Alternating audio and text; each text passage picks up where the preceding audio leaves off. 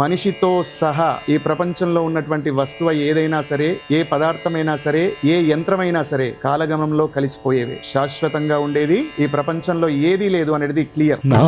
నాటి బతుకు నాటకము కానక కన్నది కైవల్యము. మనుషులకి, మానవాళికి, అందరికీ కావాల్సినటువంటి విషయాలను ఎన్నింటినో తెలియజేస్తూ అందరినీ తరింపజేయడానికి సంకీర్తన మంత్రాన్ని అందరికీ ఉపదేశిస్తూ వచ్చారు అన్నమాచార్యుల వారు. విన్నపాలు వినవలే వింత వింతలు. అన్నమాచార్యుల వారి మార్గమే మా శోభరాజు గారి మార్గం. జయ గోవింద హరి భజ గోవింద హరి. మా శోభమ్మ మార్గమే మా మార్గం. తెలిసితే మోక్షము, తెలియకున్న బంధము, కలవంటిది బతుకు ఘనునికి. తెలిసితే మోక్షము, తెలియకున్న బంధము. అద్భుతం అద్భుతం అద్భుతం, చాలా బాగుంది. జనజీవనం చేసేటువంటి వాళ్ళు, జనపదులుగా బ్రతికేటువంటి వాళ్ళు, పల్లె జీవనం చేసేటువంటి వాళ్ళు పామరులుగా లోకంలో పిలువబడుతున్నారు. కానీ నా దృష్టిలో, అన్నమయ్య దృష్టిలో వాళ్ళు పామరులు కాదు. ఒక రైతు లేకపోతే దేశానికి ఆహారం లేదు. వాళ్ళను పామరులుగా పిలుస్తాం. వాళ్ళ వృత్తులు చేస్తున్నటువంటి క్రమంలో వాళ్ళు ఉపయోగించేటువంటి జానపద బాణీలు ఏవైతే ఉన్నాయో అట్లాంటి అద్భుతమైనటువంటి జానపద రీతుల్ని ఎన్నుకొని అన్నమాచార్య ఎన్ని జానపద పాటలు రాశాడు. తెలుగు పదానికి జన్మదినం, ఇది జానపదానికి జానపదం. ఏడు స్వరాలే ఏడు కొండలై కలసిన కలియుగ విష్ణు పదం. నమస్తే, వెల్కమ్ టు రిఫ్లెక్షన్. నేను మీ అమోఘ్ దేశపతి. ఈరోజు రాటాక్స్లో భాగంగా ఒక ఆత్మీయ అతిథి మనతో పాటు ఉన్నారు. అన్నమాచార్య కీర్తనల గురించి మనం చాలా సందర్భాల్లో వింటూ ఉంటాం, కొంతమేర పాడుకునే ప్రయత్నం చేస్తాం. సంగీతం వచ్చినప్పటికీ రానప్పటికీ కూడా చాలా సందర్భాల్లో ఆ సాహిత్యం మనం చూస్తున్నప్పుడు అరే ఇప్పటికీ కూడా మనకు ఒక విప్లవకారుని చూసినట్టుగా అనిపిస్తూ ఉంటుంది వారు రాసినటువంటి మాటలు. అయితే అన్నమయ్య కీర్తనల గురించి కానీ, అన్నమయ్య గురించి కానీ మనం ఆలోచించినప్పుడు అన్నమయ్య కీర్తనలు ప్రత్యేకంగా ఐదర్ నేర్చుకోవడము లేదా నేర్పడము, ఈ రెండు జరుగుతూ ఉంటాయి. కానీ అన్నమయ్య కీర్తనలను జీవితంగా మార్చుకొని వారు బ్రతుకుతూ ఉన్నారు. వారి అన్నమయ్య పవన్ గారు మనతో పాటు ఈరోజు స్టూడియోలో ఉన్నారు. అయ్యా నమస్కారం. నమస్కారం. ఎలా ఉన్నారు? బాగున్నానండి, మీరు ఎలా ఉన్నారు? అంత అమ్మ అనుగ్రహం నడుస్తూ ఉంది. బాగుంది. అయితే ముఖ్యంగా నేను ఈ మధ్య కాలంలో మీరు చేస్తున్నటువంటి పనులు చూస్తూ ఉన్నాను, చాలా కార్యక్రమాలు చూస్తూ ఉన్నాను. అంటే అన్నమయ్య పవన్ మొదలుగా ఇదంతా నేను వాళ్ళకి చెప్పిన తర్వాత మాటల కంటే ముందు ఒక పాట ఏదైనా కీర్తన ఉంటే బాగుంటుంది కదా అని చెప్పేసి ఖచ్చితంగా ఎక్స్పెక్ట్ చేస్తారు. సో మొదటిగా మనం ఒక కీర్తనతో ప్రారంభిద్దాం, ఆ తర్వాత మనం పనుల్లోకి వద్దాం. తప్పకుండా.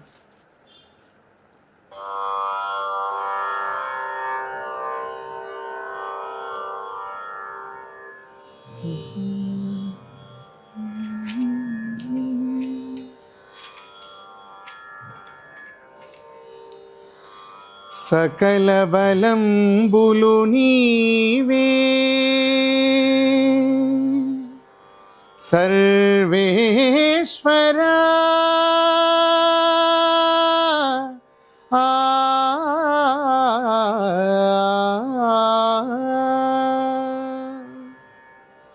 సకల బలంబులు నీవే సర్వేశ్వరా.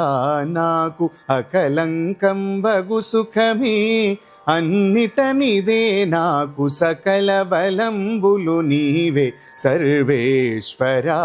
నాకు అకలంకం బగు సుఖమే అన్నిటనిదే నాకు. సకల బలంబులు నీవే సర్వేశ్వరా.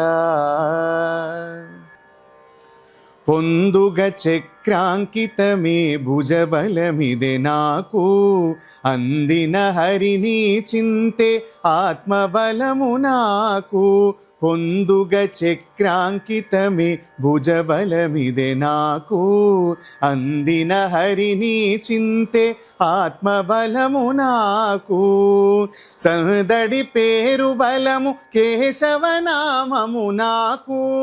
సందడి పేరు బలము కేశవ భవనామము నాకు ఇందును నందును భవ భయమికలేదిదే నాకు ఇందును నందును భవ భయమికలేదిదే నాకు సకల బలంబులు నీవే సర్వేశ్వరా నాకు అకలంకం బగు సుఖమే అన్నిటనిదే నాకు సకల బలంబులు నీవే సర్వేశ్వరా అంగపు తిరుమనులివి పంచాంగ బలము నాకు సంగతి నీపై పాటలే స్వరబలమిదే నాకు అంగపు తిరుమనులివి పంచాంగ బలము నాకు సంగతి నీపై పాటలే స్వరబలిమిదే నాకు రంగుగని గుణరాసులే రాసి బలము నాకు రంగుగని గుణరాసులే రాసి బలము నాకు ఇంగితముగనిహ పరములకెదురేదిదే నాకు ఇంగితముగనిహ పరములకెదురేదిదే నాకు సకల బలంబులు నీవే సర్వేశ్వరా నాకు అకలంకం బగు సుఖమే అన్నిటనిదే నాకు సకల బలంబులు నీవే సర్వేశ్వరా కనుగొను నీ విగ్రహమే గ్రహబలమిదే నాకు విను నీ దాసుల సేవే వెనుబలిమిదే నాకు కనుగొను నీ విగ్రహమే గ్రహబలిమిదే నాకు విను నీ దాసుల సేవే వెనుబలిమిదే నాకు తనరిన శ్రీ వెంకటపతి దైవ బలము నాకు తనరిన శ్రీ వెంకటపతి దైవ బలము నాకు ఘనమే చెప్పగనితట కలిగెవో ఇదే నాకు ఘనమే చెప్పగనితట కలిగెవో ఇదే నాకు సకల బలంబులు నీవే సర్వేశ్వరా నాకు అకలంకం బగు సుఖమే అన్నిటనిదే నాకు సకల బలంబులు నీవే సర్వేశ్వరా నాకు అకలంకం బగు సుఖమే అన్నిటనిదే నాకు సకల బలంబులు నీవే సర్వేశ్వరా సర్వేశ్వరా సర్వేశ్వరా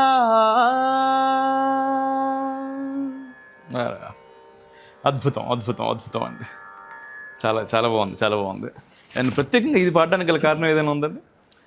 అన్నమాచార్యుల వారు అన్నీ తెలిసినటువంటి వ్యక్తి, పండితుడు, పామరుడు, నైపుణ్యం కలిగినటువంటి వాడు, నిష్కామ కర్మయోగి. అసలు కోరికని అంటూ లేకుండా, ఆ కోరిక ఉంటే కనుక ఫలితాన్ని ఆశించకుండా పనిని చేసినటువంటి ఒక భాగవతోత్తముడు, పురాణ పురుషుడు, యోగి, తత్వవేత్త, జ్ఞాని, ఇట్లా ఒక విప్లవకారుడు అని కూడా చెప్పుకోవచ్చు. బ్రహ్మం ఒక్కటే పరబ్రహ్మం ఒక్కటే అని చాటినటువంటి విప్లవకారుడు అని కూడా అన్నమాచార్యని చూడొచ్చు. అంటే ఒక అన్నమాచార్యని చూస్తే అన్నమాచార్యలో అన్ని కోణాలు కనిపిస్తాయి, అన్ని కోణాలు కనిపిస్తాయి అన్నమాట. అన్నీ తెలిసినటువంటి అన్నమాచార్య అన్నీ ఏం తెలుసుకున్నాడు, అసలు ఏంటి అని కనుక అన్నమయ్య లోపలికి ఒక్కసారి తొంగి చూస్తే, మనిషిగా పుట్టినటువంటి వాడు ప్రతి ఒక్కడూ ఆలోచించాల్సినటువంటి విషయాన్ని అన్నమయ్య కీర్తనల ద్వారా నేను తెలుసుకున్నా. అంటే అన్నమయ్య అంతరంగం ఇలా ఉంటుందా అని అనిపించేటట్టుగా అన్నమయ్య కీర్తనలోకి తొంగి చూస్తే మనకు అర్థమవుతుంది. అంటే మనిషి భూమి మీదకి వస్తాడు, వచ్చినటువంటి మనిషి ఎదగడానికి ఎన్నో చేస్తూ ఉంటాడు. ధర్మబద్ధంగా చేస్తూ ఉంటాడు, అధర్మబద్ధంగా కూడా చేస్తూ ఉంటాడు. పిల్లి నేను చేసే పని ఎవరికి చూడట్లేదు అని ఎట్లాగైతే చేస్తూ ఉంటుందో, మనిషి కూడా అందరూ చూస్తుంటే చేసేవి కొన్ని, అందరూ చూడకుండా ఉంటే చేసేవి కొన్ని, తను ఎదగడానికి. అయితే ఎదగాలి, ఎలా ఎదగాలి అని గనక చూసినట్లయితే అన్నమాచార్య కీర్తనల్లో క్లియర్గా చాలా కీర్తనలో ఆయన మెన్షన్ చేశాడు, మనిషిగా మనం వచ్చాం, మనం ఎవరు, మనం ఎందుకు, మనం ఎంతసేపు, అన్నమాచార్య కీర్తనలోకి తొంగి చూస్తే నాకు ఈ 3 ప్రశ్నలు పడ్డాయండి అన్నమాచార్య కీర్తనని నేను తొలుతగా చూసినప్పుడు. ఆ 3 ప్రశ్నలు పడ్డ సందర్భంలో ఏ సందర్భంలో పడ్డాయి, ఏ కీర్తన చూస్తే పడ్డాయంటే, తెలిసితే మోక్షము తెలియకున్న బంధము అని అన్నమాచార్యుల వారి కీర్తన శోభారాజు గారి నోట విన్నటువంటి పాట. ఆ కీర్తనలో అన్నమాచార్యుల వారు క్లియర్గా అద్భుతంగా ఫస్ట్ 2 లైన్స్లోనే స్టేట్మెంట్ ఇచ్చేశాడు. తెలిసితే మోక్షము తెలియకున్న బంధము. ఈ ప్రపంచంలో నీవు పుట్టినప్పటి నుంచి నీకు కనీస జ్ఞానం తెలిసిన తర్వాత, నీకు ఈ ప్రపంచం నీకు అర్థమవ్వడం ప్రారంభమైన తర్వాత, ఏది ఎన్ని రోజులు ఎంతసేపు అనేటువంటి జ్ఞానం గనక నీకు కలిగి ఉంటే, దేనినైనా సరే, వస్తువైనా జీవి అయినా సరే, ఎవరితో ఎలా మెదలాలి, ఎన్ని రోజులు మెదలాలి, ఎట్లా మెదలాలి, ఉండేటువంటి టైం ఎంత, ఆ టైం లోపల మనం ఎలా బ్రతకాలి అనేటువంటి విషయాన్ని క్లియర్గా మెన్షన్ చేశాడు. ఏ విషయమైనా చూసుకోండి, ఏ మనిషినైనా చూసుకోండి, ఈ ప్రపంచంలో అన్నమాచార్య గ్రహించినటువంటి విషయం, తద్వారా మేము గ్రహించినటువంటి విషయం ఏంటంటే, మనిషితో సహా ఈ ప్రపంచంలో ఉన్నటువంటి వస్తువు ఏదైనా సరే, ఏ పదార్థమైనా సరే, ఏ యంత్రమైనా సరే కాలగమనంలో కలిసిపోయేవే. శాశ్వతంగా ఉండేది ఈ ప్రపంచంలో ఏదీ లేదు అనేది క్లియర్. కాబట్టి ఉన్నంతసేపు ఏం చేయాలి మరి? వచ్చాం కదా, వచ్చేటప్పుడు ఎట్లా వచ్చినామో పోయేటప్పుడు అట్లాగే పోతాం అనేది క్లియర్గా మనకు నోటీస్లోకి వచ్చేసింది. మరి ఏంటి, ఏం చేయాలి? ఉన్నంతసేపు ఊరేగాలి. ఎలా ఊరేగాలి? మనల్ని సృష్టించినటువంటి పరమాత్మ మనల్ని ఎప్పుడు తీసుకోవాలో కూడా తనకే తెలుసు. మన తల్లిదండ్రులకి తెలియదు, మన కూడా ఉన్నటువంటి తోబుట్టువులకి తెలియదు, మన కూడా ఉన్నటువంటి బంధుమిత్రులకు కూడా మన మీద ఎలాంటి గ్యారంటీ అయినటువంటి విషయం తెలియదు. వాళ్ళ గురించినటువంటి ఎలాంటి ఖచ్చితమైనటువంటి గ్యారంటీ విషయం కూడా మనకు తెలియదు. కాబట్టి పరమాత్మని ఇక్కడ అర్థం చేసుకోవాల్సింది ఏంటంటే, పరమాత్మ సృష్టి నుంచి వచ్చినటువంటి ప్రతి పదార్థము ఎంతసేపు ఉండాలో, ఎప్పుడు ఊడిపోవాలో పరమాత్మకే తెలుసు. కానీ మనమంతా కూడా నిమిత్త మాత్రంగా ఉన్నామనేటువంటి విషయాన్ని అన్నమాచార్యకి బాగా తెలుసు. తెలిసినటువంటి విషయాన్ని అన్నమాచార్య కీర్తనలు చదివితే కొంతవరకు మనం తెలుసుకోవచ్చు. అట్లా అర్థమైనటువంటి సందర్భంలో అన్నమాచార్య క్లియర్గా ఇచ్చినటువంటి స్టేట్మెంట్ ఏంటంటే, ఈ సృష్టిలో నువ్వు వచ్చావు, నువ్వు వెళ్ళిపోయే లోపట నీతోటి ఉన్నటువంటి వస్తువులైనా, మనుషులైనా, జీవులైనా, క్రూర జంతువులైనా, సాధు జంతువులైనా, ఏవైనా సరే వాటికి సంబంధించినటువంటి జ్ఞానము నీకు ఉండాలి. ఉన్నట్టయితే వాటి మీద ఎలాంటి రాగద్వేషాలు నీకుండవు. కాబట్టి ఉన్నంతసేపు ఊరేగడమే అనేది అన్నమయ్య కీర్తనల ద్వారా అర్థమైనటువంటి విషయం. ఈ ఊరేగడం ఎట్లా ఉండాలి? ఒక భగవంతుడికి శేషవాహన సేవ చేస్తే ఎట్లా ఉంటుంది, ఒక గరుడ వాహన సేవ చేస్తే ఎట్లా ఉంటుంది, ఒక కల్పవృక్ష వాహన సేవ చేస్తే ఎట్లా ఉంటుంది. మనం తిరుమాడ వీధుల్లో చూస్తూ ఉంటాం. స్వామివారికి ఒక సేవ జరుగుతూ ఉంటే ఎంతోమంది నృత్య కళాకారులు కోలాట నృత్యాలు చేస్తూ ఉంటారు, భజన బృందాల వాళ్ళు భజన బృందాలు భజనలు పాడుతూ ఉంటారు, సంకీర్తన బృందం వాళ్ళు సంకీర్తనలు చేస్తూ ఉంటారు, వివిధ కళారూపాల ప్రదర్శన చేసేటువంటి కళాకారులు కళా ప్రదర్శన చేస్తూ ఉంటారు, చెక్క భజన చేస్తూ ఉంటారు, చిరుతల భజనలు చేస్తూ ఉంటారు. ఎన్నో అద్భుతమైనటువంటి సుందరమైనటువంటి మనసుకు ఆహ్లాదాన్ని కలిగించేటువంటి విషయాల ప్రదర్శనలు ఎన్నో కూడా భగవంతుడి ఉత్సవం ముందు జరుగుతాయి. కాబట్టి ఇక్కడ మనిషి ఏం తెలుసుకోవాలి? అన్నమయ్య అంతరంగం ద్వారా, అన్నమయ్య కీర్తనల ద్వారా మనిషికి ఏం తెలియజేశాడు అని అంటే, నీవు ఉన్నంతసేపు గోవిందుని ఉత్సవం ముందు ఎట్లాగైతే ఒక రథోత్సవం చేస్తే ఎంత ఆనందంగా గోవిందుని మనం ఊరేగిస్తామో, మన జీవితం కూడా ఉన్నటువంటి అనుకూల పరిస్థితుల్ని, భగవంతుని సృష్టి ద్వారా వచ్చినటువంటి అనుకూల పరిస్థితుల్ని అనుభవించుకుంటూ హాయిగా ఉండాలి. ఉన్నదాన్ని ఆనందంగా అనుభవించాలి. ఉన్నది అనుభవించకుండా లేని దానికి ఆరాటన పడితే వేదననే మిగులుతుంది, కానీ వేదనలు తొలగిపోయేటువంటి విషయం లేదు. కాబట్టి అన్నమాచార్య క్లియర్గా చెప్పాడు, తెలిసితే మోక్షము తెలియకున్న బంధము. నీకు ఎదురు ఏదొచ్చినా సరే దాని ఆది దాని అంతు ఫస్ట్ విచారణ చేస్తే దాంతో నీకు బంధం ఉండదు. లేకపోతే నీకు బంధమే మిగులుతుంది, దానికి సంబంధించిన జ్ఞానము రాదు. కాబట్టి నీతోటి ఉన్నటువంటి భార్య అయినా, నీ బిడ్డలైనా, నీ తల్లిదండ్రులైనా, అత్తమామలైనా, హితులైనా, సన్నిహితులైనా, శ్రేయోభిలాషులైనా, ఎవరైనా ఉన్నంతసేపు వారితో ఎంత ఆనందంగా గడపగలవు? పరమాత్ముడు ఇచ్చినటువంటి పంచభూతాలలోని సకల సౌకర్యాలను వినియోగించుకుంటూ అనేది మాకు అర్థమైనటువంటి విషయం అన్నమాచార్య కీర్తనల ద్వారా. అద్భుతం, మహాద్భుతం. చాలా బాగా చెప్పారు, చాలా బాగా చెప్పారు. అయితే ఇప్పుడు తెలిసితే మోక్షము, తెలియకున్న బంధము. అది ఒక్కసారి తప్పకుండా తప్పకుండా. తెలిసితే మోక్షము, తెలియకున్న బంధము.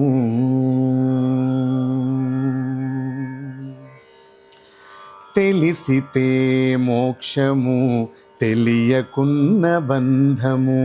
తెలిసితే మోక్షము, తెలియకున్న బంధము. కలవంటిది బతుకు ఘనునికిని. తెలిసితే మోక్షము, తెలియకున్న బంధము. కలవంటిది బతుకు ఘనునికిని. తెలిసితే మోక్షము, తెలియకున్న బంధము. అనయము సుఖమేడది, అవల దుఃఖమేడది. తనువుపై ఆశలేని తత్వమతికి. అనయము సుఖమేడది, అవల దుఃఖమేడది. తనువుపై ఆశలేని తత్వమతికి. పొనిగితే పాపమేది, పుణ్యమేది కర్మమందు. పొనిగితే పాపమేది, పుణ్యమేది కర్మమందు. ఓనర ఫలము నొల్లని యోగికిని.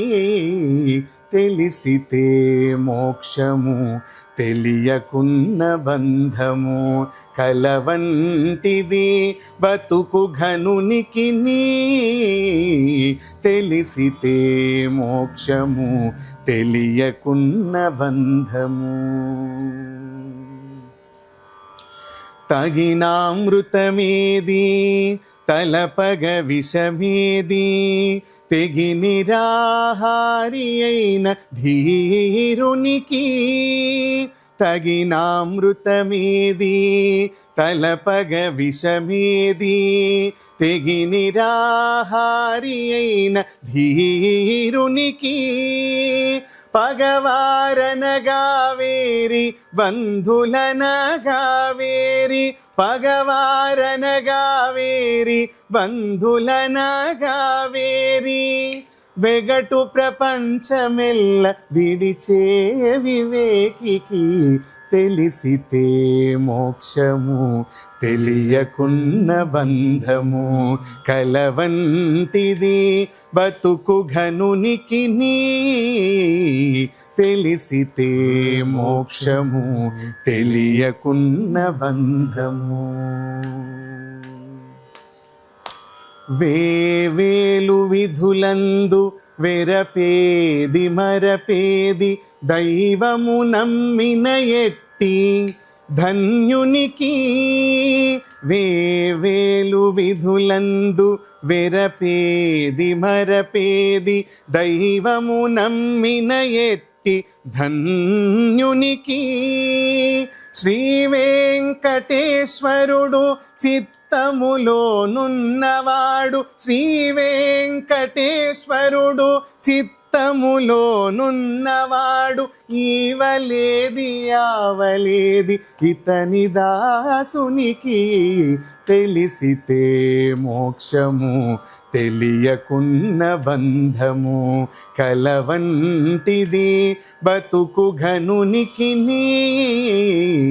తెలిసితే మోక్షము, తెలియకున్న బంధము. కలవంటిది బతుకు ఘనునికిని.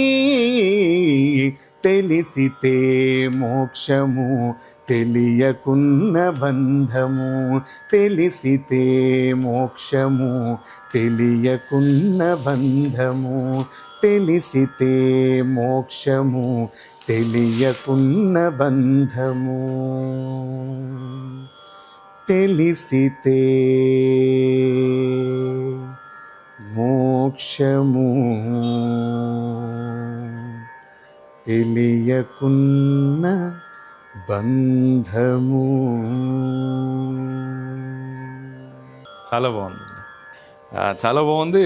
మరొకటి దీనికి అంటే పాటకు సంబంధించినటువంటి అంటే కీర్తనకు సంబంధించినటువంటి విషయం ముందే మీరు చెప్పిన తర్వాత ఇది మీరు పాడుతున్నప్పుడు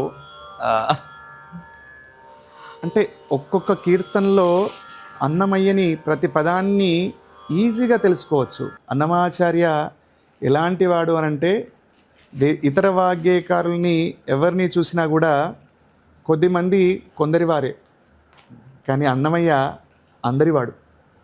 ఎందుకంటే అన్నమయ్య రాసినటువంటి ప్రతి కీర్తన అచ్చ తెలుగులో ఉంది. సరళమైనటువంటి అనతి చిన్న చిన్న తెలుగు పదాలతో ఉంటాయి. అటు పండితులుగా చెప్పబడేటువంటి వాళ్ళు, ఇటు పామరులుగా పిలువబడేటువంటి వాళ్ళు అందరికీ అర్థమయ్యేటువంటి భాషతో అందరూ పాడుకునేటువంటి విధంగా అన్నమాచార్య పాటలు ఉంటాయి.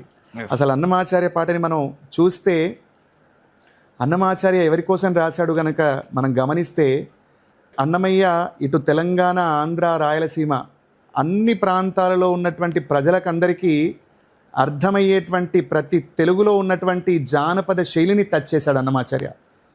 3 ప్రాంతాలలో అసలు తెలుగు ప్రాంతాలలో 3 ప్రాంతాలుగా పిలువబడుతున్నటువంటి సీమ, ఆంధ్ర, తెలంగాణ ప్రాంతాలలో ఉన్నటువంటి జానపద శైలులు ఏవైతే ఉన్నాయో సువ్వి పాటలు ఉన్నాయి, ఎంకి పాటలు ఉన్నాయి, జాజరలు ఉన్నాయి, తుమ్మెదలు ఉన్నాయి, సోబానలు ఉన్నాయి, తందనానాలు ఉన్నాయి, చాంగుబలాలు ఉన్నాయి. ఇట్లా 32 రకాలు 36 రకాల జానపద రీతుల్ని అన్నమయ్య స్పృశించాడు. అంటే జనజీవనం చేసేటువంటి వాళ్ళు, జనపదులుగా బ్రతికేటువంటి వాళ్ళు, పల్లె జీవనం చేసేటువంటి వాళ్ళు పామరులుగా లోకంలో పిలువబడుతున్నారు. కానీ నా దృష్టిలో, అన్నమయ్య దృష్టిలో వాళ్ళు పామరులు కాదు. వ్యవసాయం చేసేటువంటి రైతు చాలా నైపుణ్యం కలిగినటువంటి వాడు. ఆయన చేసేటువంటి పని ప్రపంచంలో ఇంకెవరు చేయరు. ఒక రైతు లేకపోతే దేశానికి ఆహారం లేదు. అంతే. మనకి వాళ్ళను పామరులుగా పిలుస్తాం. మనం పల్లెలలో ఇంకా కులవృత్తులు చేసే వాళ్ళు ఉంటారు. కుమ్మరి వాళ్ళు ఉంటారు, వడ్రంగి వాళ్ళు ఉంటారు, కమ్మరి వాళ్ళు ఉంటారు, నాయి బ్రాహ్మణులు ఉంటారు. అసలు కులవృత్తుల వాళ్ళు లేకపోతే మనిషి అనేటువంటి వాడికి నిత్యం ఉపయోగించేటువంటి గృహోపకరణ వస్తువులు దొరుకుతాయా? అంతే. అంటే ఈ గృహోపకరణాలు తయారు చేసేటువంటి, పల్లె జీవనం చేసేటువంటి ప్రజలు ఎవరైతే ఉన్నారో, కులవృత్తుల వాళ్ళు కానివ్వండి, వ్యవసాయం చేసేటువంటి వ్యవసాయదారులు కానివ్వండి, వాళ్ళ వృత్తిలో వాళ్ళు ఎంతో ఉద్దండులుగా నైపుణ్యం కలిగినటువంటి వాళ్ళందరూ కూడా వాళ్ళ కష్టాన్ని చేసుకుంటున్నప్పుడు, వాళ్ళు ప్రతిరోజు వాళ్ళ శ్రమపడుతూ వాళ్ళ జీవనాన్ని సాగించడానికి వాళ్ళ వృత్తులు చేస్తున్నటువంటి క్రమంలో వాళ్ళు ఉపయోగించేటువంటి జానపద బాణీలు ఏవైతే ఉన్నాయో అట్లాంటి అద్భుతమైనటువంటి జానపద రీతుల్ని ఎన్నుకొని అన్నమాచార్య ఎన్ని జానపద పాటలు రాశాడు. అద్భుతమైనటువంటి జానపదాలు ఎన్నో ఉన్నాయి. మనకు ఒక చక్కని తల్లికి చాంగుబల, జగడపు చనువుల జాజర, వాడల వెంట వసంతము, వేడుకొందామా వెంకటగిరి వెంకటేశ్వరుని, బ్రహ్మమొక్కటే పరబ్రహ్మమొక్కటే,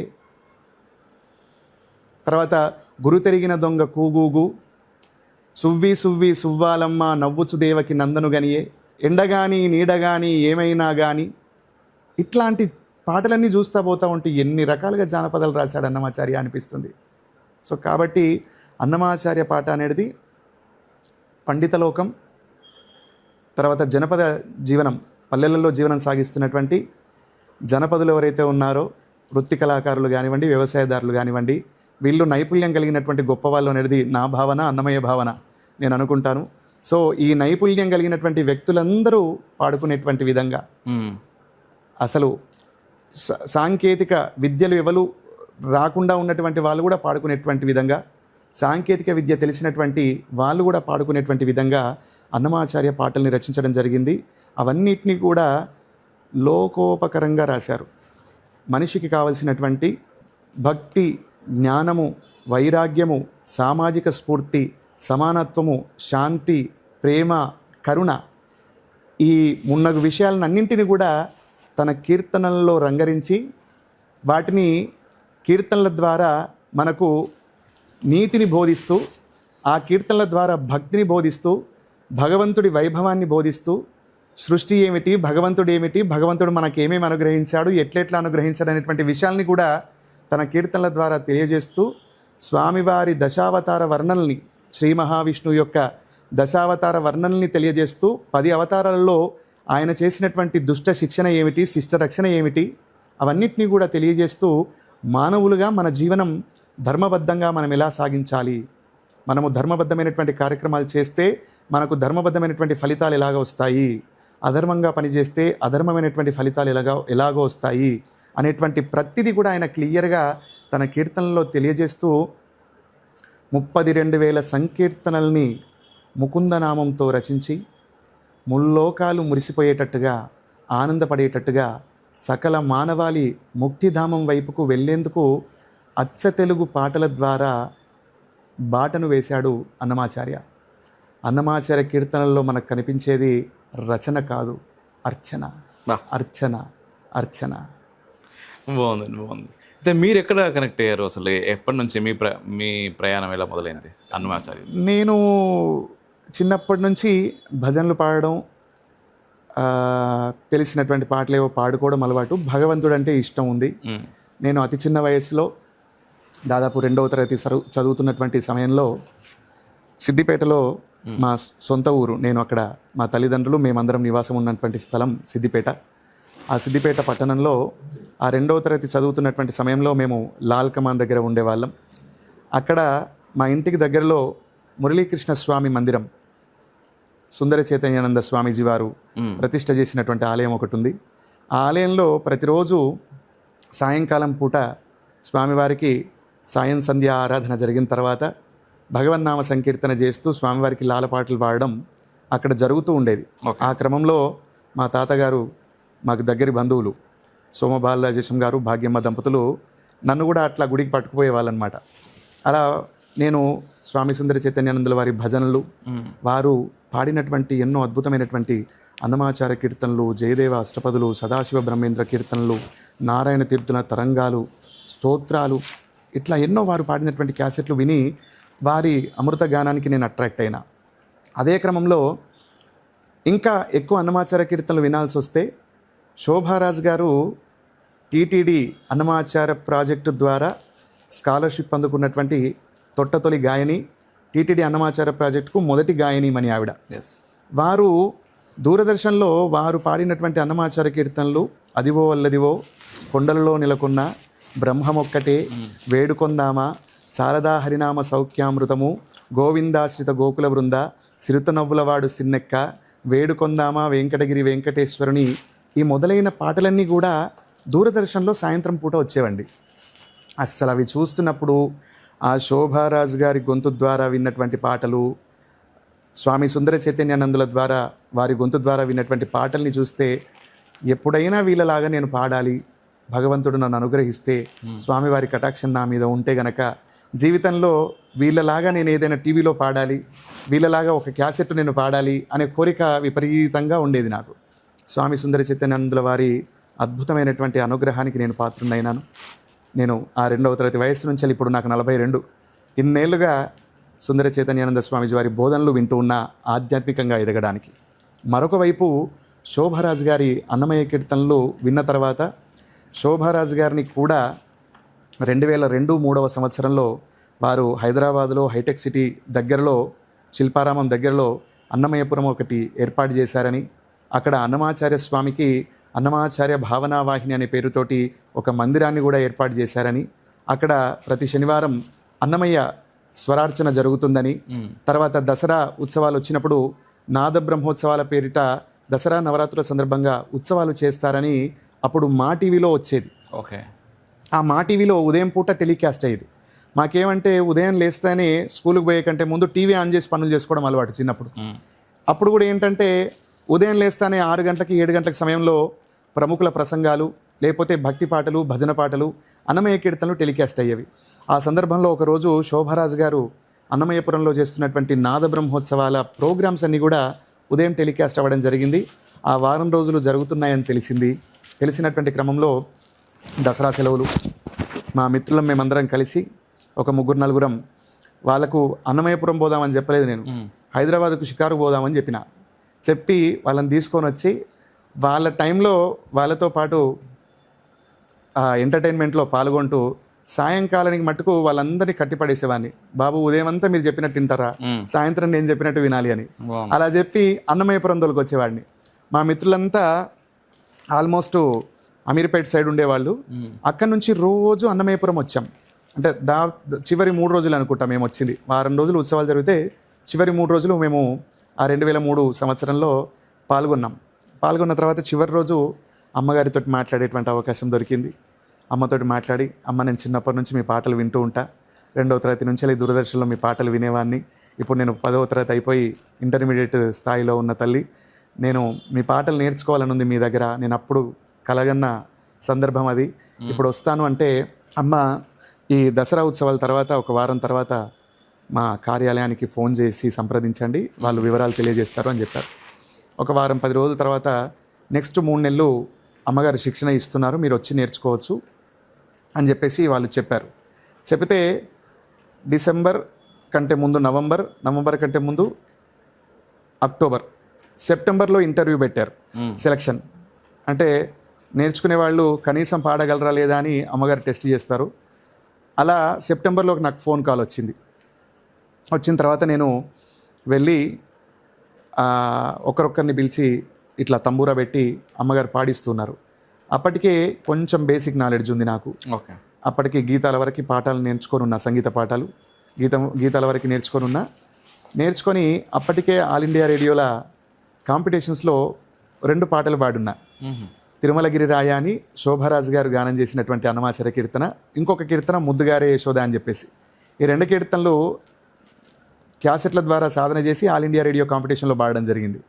ఆ 2 పాటలనే అమ్మగారి ముందు పాడితే, శృతిలో పాడుతున్నావు, లయలో పాడుతున్నావు నాయన, you are selected, camp date చెప్తారు, వారానికి 2 రోజులు క్లాస్ ఉంటుంది, తప్పకుండా రా అని చెప్పారు. అలా అమ్మగారితో పరిచయం అయ్యి అలా పాల్గొన్నాను. క్లాసులు జరుగుతున్నటువంటి క్రమంలో అమ్మగారు నాకున్నటువంటి ఉత్సాహాన్ని గమనించి తొట్టతొలిగా డిసెంబర్ 25, 2003 సంవత్సరంలో శ్రీనగర్ కాలనీలో ఉన్నటువంటి సత్యసాయి నిగమాగమంలో అమెరికా తెలుగు అసోసియేషన్ వారు హైదరాబాద్లో నిర్వహించినటువంటి సాంస్కృతిక సంబరాలలో అమ్మగారితో పాటు కోరస్ పాడేటువంటి బృందంలో నాకు అవకాశం ఇచ్చారు. అంటే మొట్టమొదటి అవకాశమే నాకు మా శోభమ్మతోటి అమెరికా తెలుగు అసోసియేషన్లో పాడేటువంటి అవకాశం వచ్చింది. ఆ రోజు నుంచి ఈ రోజు వరకు వారితో అనుబంధం ఇట్లానే కొనసాగుతూ ఉంది. అట్లా వారి దగ్గర నేను అన్నమయ్య కీర్తనలు నేర్చుకోవడం, తర్వాత వారి ప్రోద్బలంతో 2003 నుంచి నేర్చుకున్నాక కొన్ని కార్యక్రమాల్లో వాళ్ళు కోరస్ పాడే అవకాశం ఇవ్వడం, అలా వాళ్ళు ప్రోత్సహిస్తున్న తీరును చూసి నేను ఇంకొంచెం నా ఇంట్రెస్ట్ని చూపిస్తూ ఉన్నటువంటి క్రమంలో అమ్మగారు కూడా, నాయనా నేను ఇట్లా స్వామి సంకీర్తన ప్రచారం ఈ రకంగా నేను చేస్తూ ఉన్నా, నువ్వు కూడా సంస్థకి ఏదైనా ఉపయోగపడగలిగితే బాగుంటుంది, నీకు ఇంట్రెస్ట్ ఉంది కదా, మరి నేర్చుకుంటూ ఇక్కడ ఉంటావా, స్వామిని చూసుకుంటావా, మాతో పాటు ఉంటావా అని అమ్మగారు నాకు ఒక అవకాశం ఇవ్వడం జరిగింది. మా ఇంట్లో పెద్దవాళ్ళతో చర్చించి చెప్తానమ్మా అని చెప్పి అమ్మగారికి నేను వస్తున్నానమ్మా, మీ దగ్గరే ఉండిపోతా అని చెప్పేసి 2003 తర్వాత నేను అమ్మగారి దగ్గరికి వచ్చాను.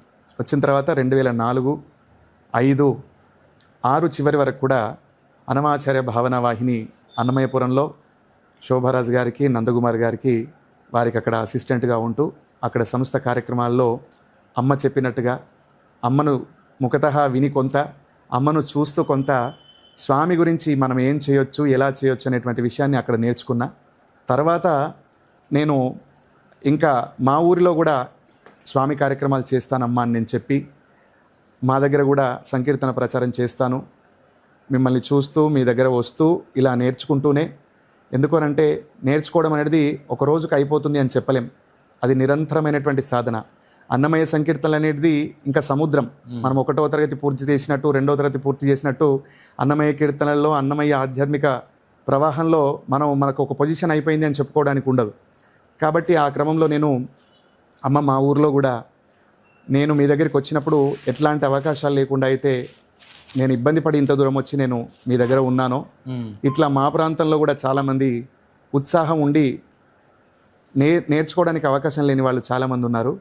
కాబట్టి అక్కడ ఏదైనా ఒక ఏర్పాటు చేస్తాను, మీ బాటలో నడిచేటువంటి ప్రయత్నం నేను ఒకటి చేస్తాను, అక్కడ కూడా ఒక అన్నమాచార్య స్వామి దివ్య విగ్రహాన్ని ప్రతిష్ఠ చేయాలని నా మనసు కోరుకుంటుంది, మీ ఆశీర్వాదం కావాలి, నేను అక్కడ ఏర్పాట్లు చేస్తాను అని చెప్పి ఒక సందర్భంలో నేను అక్కడి నుంచి బయటకు వచ్చాను. వచ్చినటువంటి సందర్భంలో అమ్మ కూడా నేను వెళ్తా ఉంటే చాలా బాధపడ్డారు. కానీ నేను ఎందుకు వెళ్తున్నానో నాకు తెలుసు. అమ్మకేమో నేను వెళ్తున్నాను కానీ నేను ఇదే అన్నమయ్య ప్రవాహంలో ఉంటానా, అదే లేదా జనరల్ సామాన్య జీవితానికి వెళ్తానా అనేది వారి ఆలోచన ఉండింది. బట్ నా అంతరంగానికి తెలుసు, నేను ఎక్కడికి వెళ్ళినా శోభమ్మను మరిచేది లేదు, అన్నమయ్య పాటను మరిచేది లేదు అనేది నాకు తెలుసు. కాబట్టి నేను ఆ రోజు ఖచ్చితంగా చెప్పలేదు. కానీ తర్వాత క్రమంలో అమ్మ దగ్గర నుంచి బయటకు వచ్చిన 1 year లోపలనే 7 అడుగుల అన్నమయ్య విగ్రహాన్ని సిద్దిపేటలో తయారు చేయించి, అమ్మ నేను మీకు చెప్పిన మాట ప్రారంభమైంది, ఇక స్వామివారి ఫోటోలు ఇట్లా ఉన్నాయి అని అన్నమాచార్య స్వామి దివ్యమూర్తి యొక్క ఫోటోలు అమ్మ దగ్గరికి తీసుకెళ్ళి చూపించి, తిరుమల నుంచి వెళ్ళి రమణాచారి గారు కూడా వస్తానని మాట ఇచ్చారమ్మ. వారు ఈవోగా ఉన్నారు ఇప్పుడు. మీరు కూడా వచ్చి మీరు మీ చేతులతోటి స్వామివారి దివ్యమూర్తిని ప్రతిష్ఠించాలి. మా నియోజకవర్గ శాసనసభ్యులు హరీష్ రావు గారు కూడా ఉన్నారు. మీరు ముగ్గురు కూడా త్రిమూర్తుల్లాగా, హరీష్ రావు గారు, రమణాచారి గారు, మా గురువులైనటువంటి మీ దంపతులు ఇరువురు వచ్చి స్వామివారి దివ్యమూర్తిని అక్కడ ప్రతిష్ఠ చేయాలి అని కోరితే అమ్మ తప్పకుండా వచ్చారు. 2007 నవంబర్ 26వ తేదీన సిద్దిపేట మోహినిపుర శ్రీ వెంకటేశ్వర స్వామి దేవాలయం ముందు అన్నమాచార్య స్వామి దివ్యమూర్తిని అక్కడ ప్రతిష్ఠించి అన్నమాచార్య సాంస్కృతిక సంస్థ అనేటువంటి పేరుతోటి సంస్థను ప్రారంభించడం జరిగింది. అద్భుతం అండి. చాలా బాగుంది. అయితే ఈరోజు ప్రస్తుతానికి నేను వింటూ ఉన్నాను, నేను చూస్తున్నాను మీ పోస్టులు అవి చూస్తున్నప్పుడు, ముఖ్యంగా అన్నమయ్య కీర్తనలు చాలా పెద్ద స్థాయిలో మీరు ఉచితంగా నేర్పే ప్రయత్నం చేస్తున్నారు అని. అసలు ఈ ఉచితంగా నేర్పాలనేటటువంటి ఆలోచన ఎందుకు వచ్చింది? ఒకటవది. రెండవది, ఇప్పుడు ఖచ్చితంగా ఈ ఇంటర్వ్యూ అయిపోయిన తర్వాత కూడా చాలామంది అడుగుతారు, మేము మిమ్మల్ని అప్రోచ్ అవ్వాలంటే ఎలాగా, మా పిల్లలకు కానీ మేము కానీ మీ దగ్గర నేర్చుకోవాలంటే ఎలాగా అని, వాళ్ళకి ఎలాగా అవకాశం ఏంటి? తప్పకుండా అండి. ఇప్పుడు ఈ ఉచితంగా నేర్పించడానికి ఫస్ట్ కారణం అడిగారు మీరు. ఉచితంగా నేర్పించడానికి కారణం ఏంటంటే, మనకి శాస్త్రీయ కళలు అనేవి తక్కువ మంది ఇంట్రెస్ట్ చూపిస్తారు, ఒక పాయింట్. రెండో పాయింట్ ఏంటంటే, సంగీతము అనంటే సంకీర్తనలు అంటే తాళం వేసుకుంటూ పాడాలనేటువంటి ధోరణి ఇప్పుడు పాశ్చాత్య ధోరణి బాగా పెరిగినటువంటి తరుణం కాబట్టి ఇక్కడ ఏంటంటే, ఎక్కువ మందికి అన్నమాచార్య కీర్తనలు నేర్పించాలి. అన్నమాచార్య కీర్తనల ద్వారా అన్నమాచార్యుల వారి అంతరంగం అర్థమవుతుంది, తద్వారా మానసిక వికాసం కలుగుతుంది. ఎందుకంటే ఎప్పుడైతే ఆధ్యాత్మిక పరిణతి ఉంటుందో, ఆధ్యాత్మిక పరిణతి వచ్చినప్పుడు, ఆధ్యాత్మిక జ్ఞానం కలిగినప్పుడు మానసిక పరిణతి ఉంటుంది. మానసిక పరిణతి కలిగినప్పుడు జీవి అత్యాశకు పోకుండా ఉన్నటువంటి సౌకర్యాలకు అనుగుణంగా జీవించడం తెలుసుకుంటూ ఉంటాడు. కాబట్టి ఈ క్రమంలో అన్నమాచార్య తత్వం అనేది అందరికీ అర్థమైతే, అన్నమాచార్య కీర్తనలోని అంతరంగం గనక అందరికీ తెలిస్తే, లోకమంతా ప్రశాంతమైనటువంటి జీవనాన్ని, ఆనందకరమైనటువంటి జీవనాన్ని గడపడానికి అలవాటు పడతారు అనేటువంటి భావించినటువంటి మా గురువుగారు శోభారాజు గారు చాలా సందర్భాలలో అన్నమయ్య జయంతి వచ్చినప్పుడు, వర్ధంతి వచ్చినప్పుడు ఉచిత శిక్షణా శిబిరాలు హైదరాబాద్ నగరంలో నిర్వహించేవాళ్ళు. వారికి తోడుగా నేను సహకరిస్తూ, నేను వారి దగ్గర ఉన్నటువంటి సమయంలో కూడా రవీంద్ర భారతిలో కానివ్వండి, అన్నమయ్యపురంలో కానివ్వండి చాలా శిబిరాలు నిర్వహించాం. అట్లా సిద్దిపేటలో మరి నేను చేయాలని సంస్థను ప్రారంభించాను కదా. నేను ఫీజు తీసుకొని చెప్తే 50 మంది 100 మంది వస్తారు. కానీ ఫీజు తీసుకోవడం వల్ల కొంత మనకి డబ్బు సమకూరుతుంది, కానీ తక్కువ మందే నేర్చుకుంటారు. ఎక్కువ మందికి నేర్పాలంటే ఎట్లా, ఎక్కువ మందికి నేర్పించాలంటే ఏం చేయాలని అనుకున్నప్పుడు, మా అమ్మగారిలాగే ఉచితంగా చెప్పాలి, మా శోభమ్మలాగే మేము ఉచితంగా చెప్పాలనేటువంటి నిర్ణయానికి వచ్చాం. వచ్చినటువంటి క్రమంలో 2007 నుంచి 2017 వరకు కూడా సమ్మర్లో పే క్యాంప్స్ పెట్టేవాళ్ళం, వేసవి శిక్షణ శిబిరాలు. తర్వాత రెగ్యులర్గా కూడా పే క్యాంప్స్ జరిగేవి. కొన్ని 100 మంది నేర్చుకున్నారు. కానీ 2017లో తొలిసారి ఒక కోరిక నాకేమొచ్చిందంటే, 1000 గొంతుకలకి నేనే నేర్పాలి. 1000 గొంతులు, బాలబాలికలైనా సరే, యువకులైనా సరే, పెద్దవారైనా సరే, 1000 మందికి అందరికీ నేనే నేర్పాలి. ఆ 1000 గొంతులతో ఒకటేసారి ముక్తకంఠంగా గోవిందుడికి అన్నమయ్య సంకీర్తనల్ని సహస్ర గళాలతో అన్నమయ్య సంకీర్తనార్చన చేయాలి అని ఒక సంకల్పం కలిగింది. ఆ క్రమంలో నేను ఏం చేశానంటే, సిద్దిపేటలో ఉచితంగా క్లాసెస్ అనౌన్స్ చేసేసాం. ఆ అనౌన్స్ చేసినటువంటి సందర్భంలో వివిధ ప్రాంతాలలో, వివిధ కాలనీలలో ఉన్నటువంటి పిల్లలు, పెద్దవాళ్ళు, అమ్మగారులు అందరూ కూడా తిరుప్పావై పారాయణం చేసేటువంటి వాళ్ళు, విష్ణు సహస్రనామ పారాయణం చేసేటువంటి వాళ్ళు, హనుమాన్ చాలీసా పారాయణం చేసేటువంటి వాళ్ళు, లలితా సహస్రనామం పారాయణం చేసేటువంటి వాళ్ళు, ఇతర స్తోత్ర పారాయణం చేసేటువంటి వాళ్ళందరూ కూడా, అన్ని బృందాలు కూడా చాలా ఉత్సాహాన్ని కనబరుస్తూ వాళ్ళు ముందటికి వస్తే, ఒక్కొక్క బృందానికి 10 రోజులు రోజుకొక సంకీర్తన నేర్పించి 5 రోజులు సాధన చేయించేవాడిని. అట్లా 15 రోజులకు ఒక బృందం చొప్పున 23 బృందాలకి సిద్దిపేటలో నేను ఉచితంగా సంకీర్తనలు 2017లో ప్రారంభం చేసిన తర్వాత 2019 వరకు ఆ శిక్షణా శిబిరాలు కొనసాగించి 2019లో జూన్ 8వ తేదీన సిద్దిపేట మా హరీష్ రావు గారు, సిద్దిపేట అంటే హరీష్ రావు అంటే సిద్దిపేట మీకు అందరికీ తెలిసిందే, మా హరీష్ రావు గారి ఆధ్వర్యంలో ఏర్పడినటువంటి కోమటి చెరువు ఓపెన్ ఎయిర్ ఆడిటోరియంలో 2019 జూన్ 8వ తేదీన చిన్నజీయర్ స్వామివారిని, అహోబలజీయర్ స్వామివారిని, రామచంద్రజీయర్ స్వామివారిని తిరుమల క్షేత్రం నుంచి, తిరుమల క్షేత్రంలో అన్నమయ్య వంశం పారంపర్య సేవకులుగా ఉన్నటువంటి శ్రీమాన్ తాళ్ళపాక హరినారాయణాచార్య స్వామి దంపతుల్ని, శోభారాజ్ గారి దంపతుల్ని, హరీష్ రావు గారిని వీళ్ళందరినీ ఆహ్వానించి సిద్దిపేటలో 1000 మంది పైగా నేర్చుకున్నటువంటి బాలబాలికలు, యువకులు, పెద్దవాళ్ళతో అందరితోటి తొలిసారిగా సహస్రగల సంకీర్తనార్చన చేశాం. దాని తర్వాత మళ్ళీ 2025లో కూడా ఆ సహస్రగల సంకీర్తనార్చన చేశాం. దానికి కూడా శోభారాజు గారి దంపతులు, భారతీయం సత్యవాణి గారు, తర్వాత హరీష్ రావు గారు, మళ్ళీ తిరుమల నుంచి వెళ్ళి అన్నమయ్య వంశీకులు వాళ్ళందరూ వచ్చి 2025లో సిద్దిపేటలో మళ్ళొకసారి చేశాం. అలా చేసిన తర్వాత మా లోపల కలిగినటువంటి భావన ఏంటంటే సిద్దిపేట జిల్లాకే ఇది పరిమితం కాకూడదు. ఈ ఉచితంగా శిక్షణ నేర్పడం అనేది సిద్దిపేట ప్రాంత ప్రజలకే కాదు, ప్రపంచంలో ఉన్నటువంటి అన్నమయ్య సంకీర్తన ప్రేమికులకందరికీ అన్నమయ్య సంకీర్తన నేర్చుకోవాలని ఉబలాటం ఉన్నటువంటి ప్రతి జీవికి, ప్రతి ప్రాణికి అన్నమయ్య సంకీర్తన చేరాలి అనేటువంటి ఒక ఆలోచన కలిగింది. అలా కలిగిన తర్వాత లాస్ట్ ఇయర్ మొన్న ఈ సంవత్సరం నేను హైదరాబాద్కి వచ్చి ఈ సంవత్సరంతో 9వ ఏడు. అయినా కూడా హైదరాబాద్లో నాకంటూ ఒక కరెక్ట్ సమయం ఎదురు చూస్తున్నా. నేను ఎప్పుడు వస్తుందా, హైదరాబాద్లో కూడా మనం స్వామి కార్యక్రమాలు ఎట్లా చేయొచ్చు అని. ఆ భగవంతుని దయ ఎప్పుడు ఏమి ఇవ్వాలో, ఎంత ఇవ్వాలో, ఎలా ఇవ్వాలో శ్రీమన్నారాయణుడికి తెలుసు. కాబట్టి ఆ స్వామి కృపతో మొన్న ఫిబ్రవరి ఎండింగ్లో హైదరాబాద్లో ప్రారంభం చేద్దాం. ఇది చాలా అద్భుతమైనటువంటి పట్టణం. ఈ పట్టణంలో అందరూ చాలా బిజీగా ఉంటారు.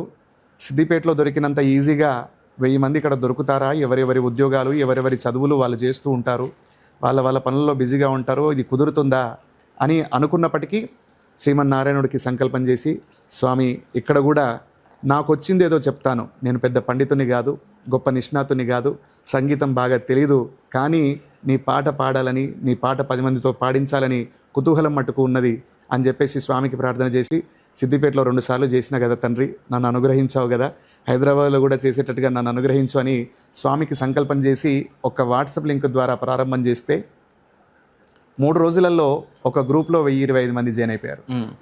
అది అయిపోయిన తర్వాత వెంటనే మళ్ళీ కాల్స్ రావడం, దాంట్లో ఎగ్జిస్టెన్స్ లేదని చూపిస్తోంది గురువుగారు, మాకు కూడా అవకాశం ఇవ్వండి, మరి ఇంకో గ్రూప్ పెడతారా ఏంటి ఎట్లా అని చెప్పేసి. అలా అందరి ఉత్సాహాన్ని చూసి 14 గ్రూపులకు ఎక్స్టెండ్ చేశాం. ఇప్పటికీ 14 గ్రూపులు ఎక్స్టెండ్ అయితే కేవలం సికింద్రాబాద్, హైదరాబాద్ వాళ్ళకే పరిమితమని మేము మెసేజ్ చేశాం. కానీ సికింద్రాబాద్, హైదరాబాదే కాదు, తెలంగాణ, ఆంధ్రప్రదేశ్, భారతదేశం కూడా దాటి 25 దేశాలకు విస్తరించింది ఈ ఉచిత శిక్షణ. గూగుల్ మీట్ ఆన్లైన్ ద్వారా ప్రతిరోజు ఉదయం 11 నుంచి 12:30 వరకు అని చెప్పి 1:30 వరకు కూడా 2 గంటలు కూడా క్లాస్ ఎక్స్టెండ్ చేశాం. సాయంత్రం పూట 7:30 అని చెప్పేసి 10:30 వరకు కూడా క్లాస్ని ఎక్స్టెండ్ చేస్తూ చెప్పడం జరిగింది. అలా చెప్పిన తర్వాత ఇంటర్నేషనల్ వాళ్ళు, గురువుగారు మేము అమెరికాలో ఉంటాం, మేము దుబాయ్లో ఉంటాం, మేము లండన్లో ఉంటాం, మేము జర్మన్లో ఉంటాం, ఇండియా వాళ్ళు ఒక క్లాస్లో 450 మంది 500 మంది ఉంటున్నారు, మాకు అసలు అవకాశం రావట్లేదు, మాకు వేరే సమయం ఇవ్వండి అని వాళ్ళు కోరడం ద్వారా వాళ్ళ కోసం ఉదయం 6 గంటల నుంచి 7:30 ఒక సమయం, సాయంత్రం 7 నుంచి 8:30 ఇంకొక సమయం కూడా వాళ్ళకి షెడ్యూల్ చేసి ఇచ్చాం. అట్లా ఈ క్లాసుల షెడ్యూల్స్ పెరిగి ఉదయం 6 నుంచి 7:30, 11 నుంచి 12:30, మళ్ళీ సాయంత్రం 5 నుంచి 6:30, మళ్ళీ 7 నుంచి 8:30, 8:30 నుంచి 10:30 ఇట్లా 6 గ్రూపులుగా విభజించి భారతదేశం వాళ్ళకి, ఇతర దేశాల వాళ్ళకి 14,000 మందికి పైగా, ఓవరాల్గా 15 గ్రూపులు ఉన్నాయి. మనకి గ్రూపుకు 1025 మంది ఒక గ్రూప్కి. అట్లా 14,000 మందికి పైగా మనము ఇప్పుడు ఫిబ్రవరి ఎండింగ్ నుంచి, ఫిబ్రవరి చివరి వారం అనుకోండి, ఫిబ్రవరి ఎండింగ్ నుంచి ఈ రోజు వరకు 14,000 పైచిలకు భక్తులకి, వెంకటేశ్వర స్వామి భక్తులకి మనం చెప్పగలిగాం. దీంట్లో గృహిణులు ఉన్నారు, విద్యార్థులు ఉన్నారు, ఉద్యోగస్తులలో అడ్వకేట్స్ ఉన్నారు, డాక్టర్స్ ఉన్నారు, ప్రొఫెసర్స్ ఉన్నారు, పెద్ద పెద్ద యూనివర్సిటీలలో పనిచేస్తున్నటువంటి ఆచార్య స్థానంలో ఉన్నటువంటి వాళ్ళు ఉన్నారు. అమెరికా దేశాల లాంటి వాళ్ళలో మీకు చెప్పాను, 25 దేశాల నుంచి అక్కడ హౌస్ వైఫ్స్ ఉన్నారు, ఉద్యోగస్తులు ఉన్నారు, చాలామంది ప్రముఖులు నేర్చుకుంటూ ఉన్నారు. కానీ నేను కోరుకున్నది 1000 మందికి చెప్పాలని. కానీ భగవంతుడి ప్రేమ అమితంగా మా మీద కురిసి, వారి దయ మా మీద కురిసి ఇంతమందికి చెప్పేటువంటి అవకాశం కలిగింది అని అంటే నేను నిమిత్త మాత్రంగా. నాకు అన్నమయ్య తత్వం వల్ల తెలిసింది ఒకటే, నేనేమీ కాను, నాకంటూ ఏదీ లేదు, నేనంటూ ఏమీ కాను, నాకంటూ ఏదీ లేదు అనేదే నా పరిపూర్ణమైనటువంటి విశ్వాసం. ఎందుకంటే ఉన్నదంతా భగవంతుడే, అహం బ్రహ్మాస్మి అని మనకు శాస్త్రం చెప్తూ ఉంటుంది కదా. సో నారాయణుడే సర్వం నడిపిస్తున్నాడు అనేటువంటిది నా భావన.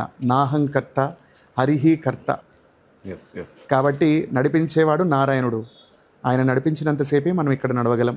ఆయన ఆపేస్తే ఒక క్షణం పట్టదు. కాబట్టి మన లోపల కనిపించిన వైభవం అంతా కూడా నేను శోభారాజుల గారి లాంటి పండితుణ్ణి కాదు, ఒక బాలకృష్ణ ప్రసాద్ గారి లాంటి పండితుణ్ణి కాదు. నాకు వచ్చింది వాళ్ళలో రేణువు మాత్రం. నేను నిత్య విద్యార్థిని, నేను నేర్చుకుంటూ ఉన్నా, నేను ఇంకా ప్రతిరోజు సాధన చేస్తూ ఉంటా. నేను సాధన చేస్తున్నది నేను పొందుతున్నటువంటి ఆనందము స్వామి ఉత్సవంలో పాల్గొనడం ద్వారా కానీ, స్వామి సంకీర్తన పాడడం ద్వారా కానీ, నేను ఎక్కడ ఏది పాడినా ఆ కీర్తనలోని అంతరంగాన్ని లోతుని తెలుసుకుంటూ నేను ఆనందపడుతూ ఉంటాను. కాబట్టి అది 10 మందికి తెలియజేయాలనేటువంటి ఆలోచనతోటి మనం ఈ ఉచిత శిక్షణ శిబిరాలు అనేటివి ఇలా ప్రారంభిస్తూ ఈ రోజుకి కంటిన్యూ అవుతున్నాయి. రేపు జూన్ 7వ తేదీన హైదరాబాద్ మహానగరంలో కొంపల్లి ప్రాంతంలో హమ్స్టన్స్ కన్వెన్షన్ సెంటర్లో సకల బలంబులు నీవే సర్వేశ్వర అనేటువంటి పేరుతోటి సహస్రగల అన్నమయ్య సంకీర్తనార్చనని, అట్లాగే భజగోవిందం భగవన్నామ సంకీర్తన కార్యక్రమాన్ని రెండింటినీ అక్కడ చేయబోతూ ఉన్నాం. దాదాపు మేము సహస్రగలాలనే పెట్టాం, కానీ 3000 నుంచి 5,000 మంది పాల్గొంటారు. ఇది నిరంతరంగా జరిగేటువంటి కార్యక్రమంగా దీన్ని తీసుకుపోతున్నాం. ఎందుకనంటే ఫిబ్రవరి ఎండింగ్, మార్చ్ ఫస్ట్ వీక్లో ప్రారంభమైనటువంటి మా ఉచిత శిక్షణా శిబిరాలలో నేర్చుకున్నటువంటి వాళ్ళందరూ కూడా కార్యక్రమాలు ఎప్పుడు ఉంటాయి, మనం నేర్చుకోవడం వరకేనా, పాడడం ఉంటుందా అని చాలామంది అడుగుతూ వచ్చారు. వాళ్ళకందరికీ కూడా ఒకటే చెప్పాం, పురాతనమైనటువంటి భజన సాంప్రదాయం మన హిందువులకు మాత్రమే సొంతమైనటువంటిది. మన పూర్వీకులు ఎంతోమంది ఈ భజన సాంప్రదాయాన్ని చేసి తరించినటువంటి వాళ్ళు. మనకి క్లియర్గా భజన ఎందుకు చేయాలి అనేటువంటి విషయానికి భగవంతుడే ఒక మాట చెప్పాడు. మనకి 9 విధ భక్తి మార్గాలలో శ్రవణం, కీర్తనం, విష్ణోస్మరణం, పాదసేవనం, అర్చనం, వందనం, దాస్యం, సఖ్యం, ఆత్మనివేదనం 9 మార్గాలు మనకు భగవంతుని చేరుకోవడానికి. అయితే శ్రవణం, కీర్తనం, విష్ణోస్మరణం ఈ 3 చాలా ప్రధానమైనవి. భగవంతుని గురించి వినడం, భగవంతుని గురించి పాడడం, భగవంతుని గురించి స్మరించడం. మిగతావన్నీ చేసినా చేయకపోయినా ఇవి 3 ఈజీ. వీటిలో ఈ 3ంటిని చేస్తూ తరించినటువంటి భాగవతోత్తములు ఎంతోమంది ఉన్నారు.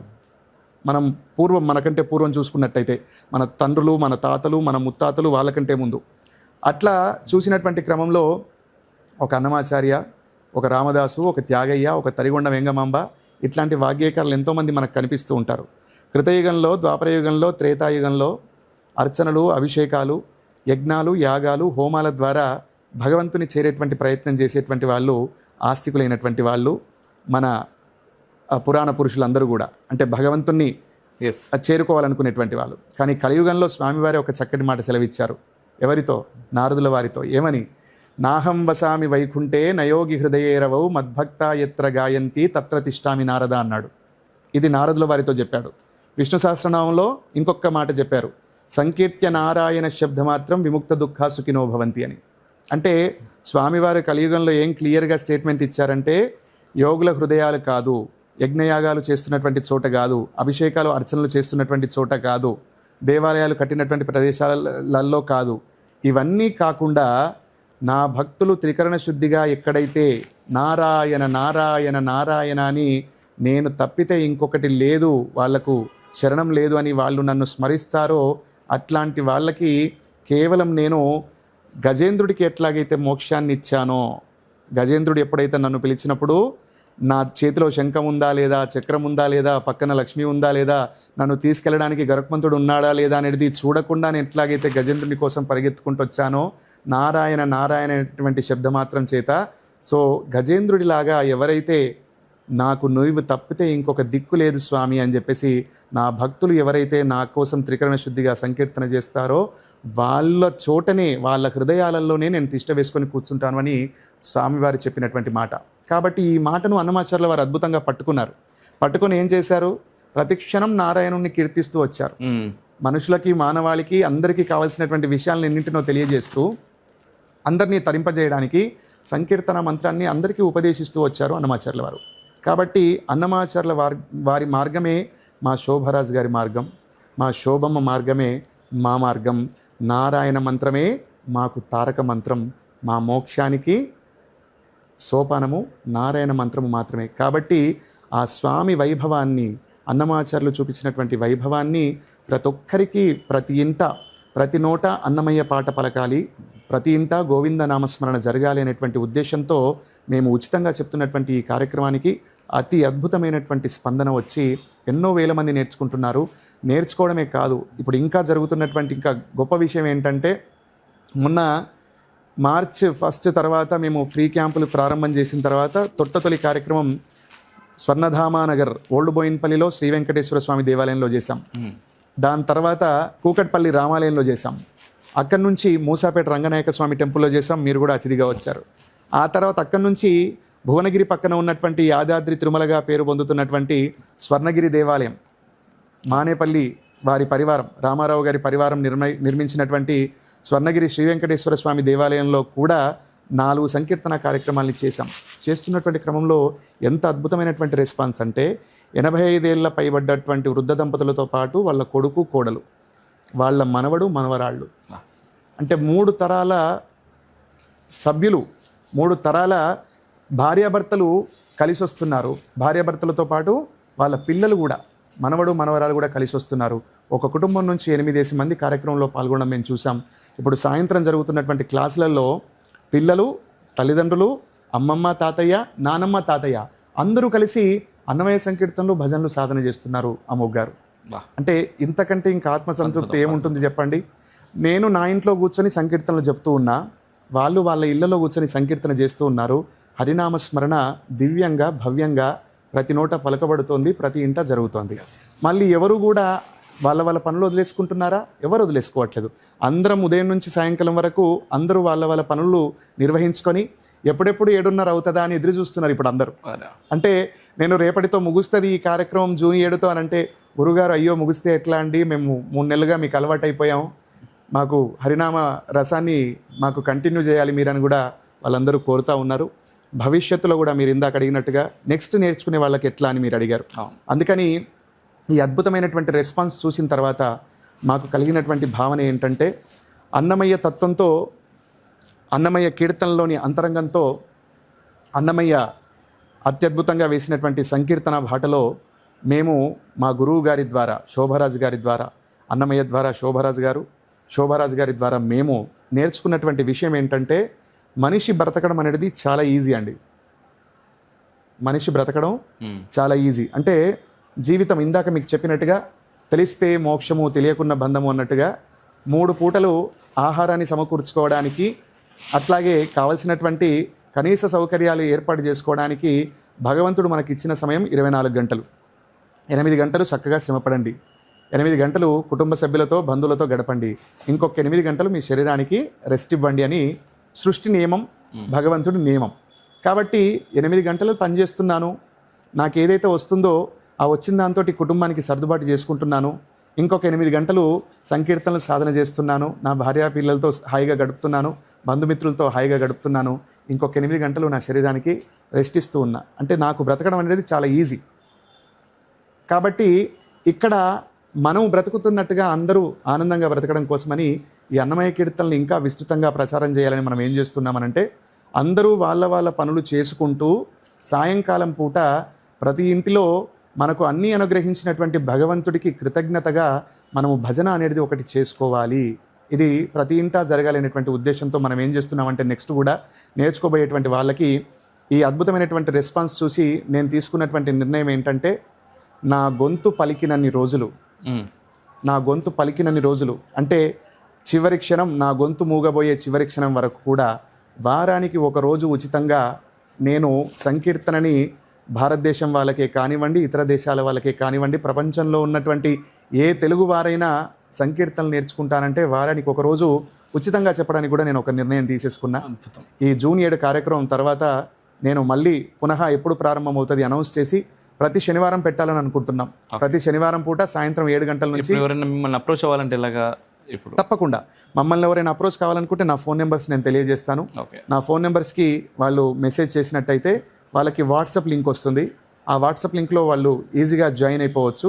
దాంట్లో జాయిన్ అయిపోయినారంటే వాట్సాప్ ద్వారా ఏ రోజు క్లాస్ ఉంటుంది, ఏ సమయానికి ఉంటుంది, మళ్ళీ క్లాస్ ప్రారంభమయ్యే కంటే ముందే గూగుల్ మీట్ లింక్ కూడా వస్తుంది. అట్లాగే ఆ రోజు చెప్పబడుతున్నటువంటి కీర్తన PDF వస్తుంది. ఆ రోజు చెప్పబడుతున్నటువంటి భజన PDF కూడా వస్తుంది.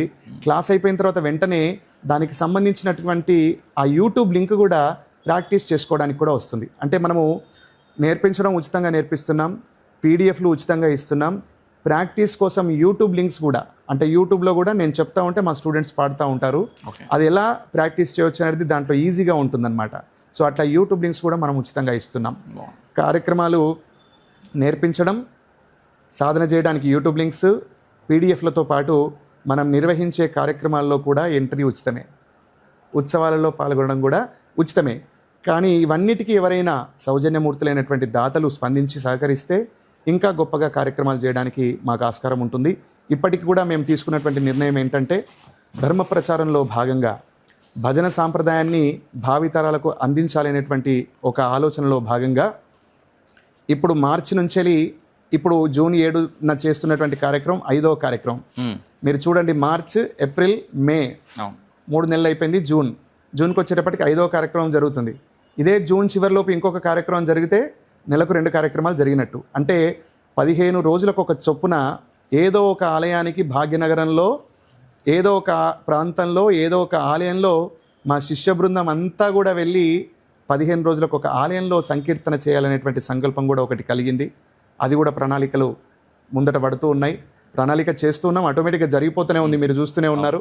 ఇప్పుడు రేపు జరగబోయేది 5వ కార్యక్రమం. ఇలా 3 నెలలకు ఒక పెద్ద కార్యక్రమం ఏదో ఒక ఫంక్షన్ హాల్లో, 15 రోజులకు ఒక కార్యక్రమం ఏదో ఒక దేవాలయంలో.